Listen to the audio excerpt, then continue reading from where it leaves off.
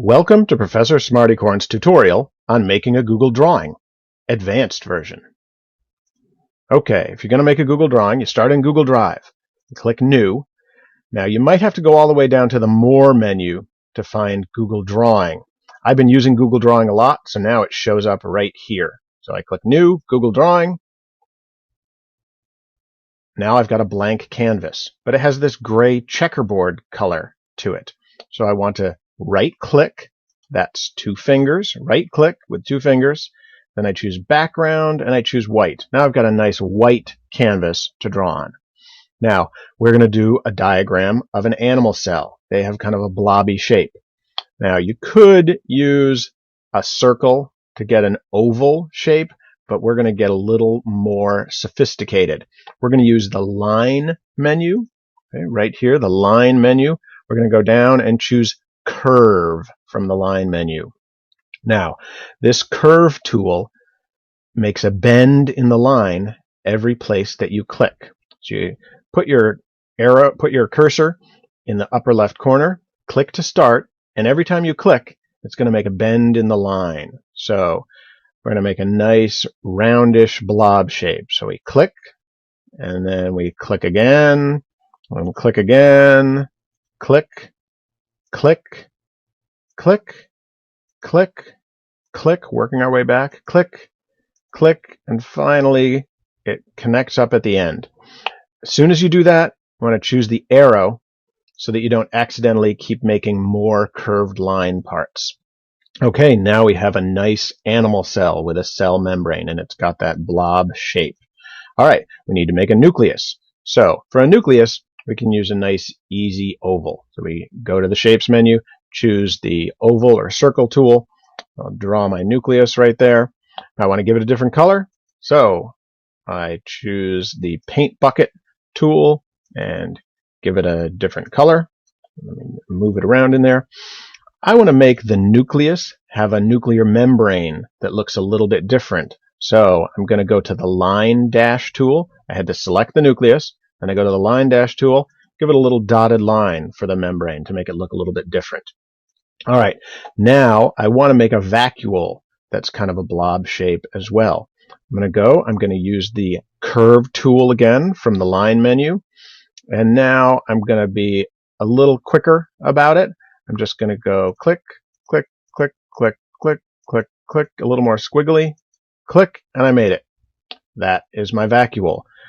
I want it to have no border, so while I use my arrow to select that, and then I set my border to transparent from the line color menu, and my fill color, I want to make this one kind of red. Now I've got a red vacuole that has no border on it, and I can stretch it a little, give it a different shape.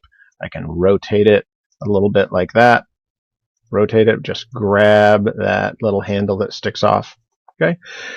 Now the next thing I want to make is a mitochondria.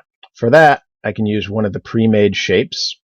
Okay, this little thing that looks like a pill or a bean, I'm going to choose that tool. That is on the Shapes menu right over here. Okay. Oh, I think I unchose it. Okay, go back to the Shapes menu, choose that tool. Here we go. This is going to be my mitochondria. Okay, I want to give it a unique color. I choose bright yellow for the fill, and I'll leave the border as is. Now, mitochondria have little squiggles inside them. So again, I'm going to use my curve shape, this time just to make a, you know what? A better tool. I'm going to use the scribble tool. I just want to make a squiggly line inside here. The scribble tool is great for that. So choose from the line menu, choose scribble. And I just need to make my squiggle right in here. Great. Now choose the arrow tool. Now, I want that squiggle to be stuck on the mitochondria. So I'm going to use the arrow tool, choose the squiggle.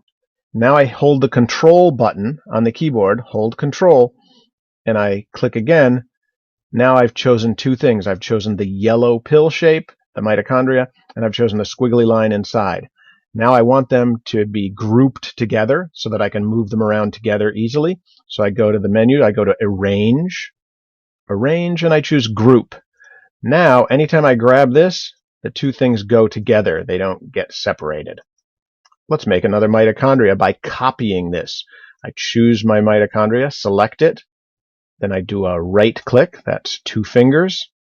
I'll choose copy, and then I can just click somewhere else. Anywhere I click, I just hit paste. Now I've got another mitochondria. I'm going to rotate this one, put it down here, rotate this one, leave it right there. Okay, now next thing we want to make is some chromosomes in the nucleus. Chromosomes look like little rod shapes. So again, I'm going to use my line tool. And for this, I think scribble might be good again. So I'm just going to make a little line here, kind of a little rod shape. Now I want it to be thicker than that. So after I do it, I choose line weight. Let's give it 8. Okay, there's my chromosome. Now, choose the arrow again, so I can grab it and move it if I want to. Let's make some more chromosomes. Right click, that's two fingers. I choose copy, and then right click again. I choose paste. Now I've got 2 chromosomes. If I hold the control button and click again, now I've grabbed both chromosomes. Now I can copy 2 chromosomes, and I can click and paste. Now I just pasted 2 chromosomes, okay? And I'm going to click and paste again, and right click and paste one more time. Remember, right click is 2 fingers. Now I've got a cell that has 8 chromosomes, 4 pairs of chromosomes. It's probably a cell from a fruit fly. Fruit flies have 8 chromosomes. All right, now we're going to make some nice labels for the parts of this cell, because a diagram is no good without labels. We're going to use a more sophisticated tool. Go to the shape menu, go to callouts, and we'll choose this little box with a pointer on it. Okay, so on the shapes menu in callouts, choose the box with a pointer. Great. Okay, so I drag to make my box, and then I can drag this little handle here to point right at the thing I want to. And this is my vacuole, V-A-C-U-O-L-E. I can even center the text in there. If I go over here, I want to center the text. Look at that. I want to make it bold. I highlight the text and make it bold. I want to make this label stand out, so I got to give it a better color. So I go up to the fill, that paint bucket tool. I want to make it white. That looks great. So there's a vacuole. Now I can copy this label and reuse it. So I click it, then I right click. That's 2 fingers to right click. Choose copy. Now I just paste. Now I have a label that I can move somewhere else. Okay. And I click on the text to highlight it. Change this to N-U-C-L-E-U-S. That's my nucleus. I can right click again and paste. Okay. This is my mitochondria. It didn't quite fit, so I just drag the edge of my label, stretch it out. Now it fits. And I want to make this point to it better. So I grab that, grab the pointer, points right to my mitochondria. Okay. We have some other things we need to label. Paste another label. And let's see, put this right here. We'll point right to the cell membrane.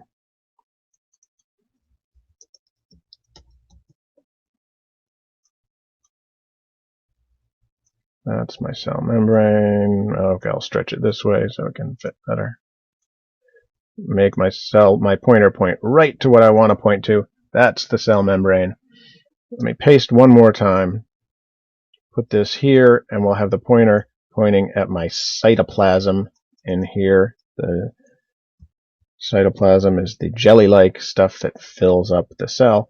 So we're showing that this stuff in here is the cytoplasm. One more label is needed for the chromosome. So change this label to chromosome, and I adjust the pointer so it points to exactly where I want it to point. Okay, so now I have a nice labeled diagram of an animal cell with some nicer looking labels, and some of my parts have been grouped together so that the squiggly line is attached to my mitochondria. I didn't attach my chromosomes to my nucleus, so look what happens. I can grab the nucleus and I could move it. Uh-oh. The chromosomes didn't come with it.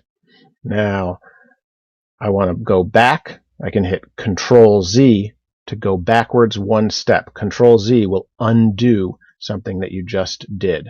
I hit Control Z to make that move back when I accidentally dragged it away. All right, I'm going to give this a drawing. This is give this a title. This is an animal cell by Mr. Young, aka Professor Smartycorn. Okay, save my drawing with a new title. And now it's in my drive, and we're all done.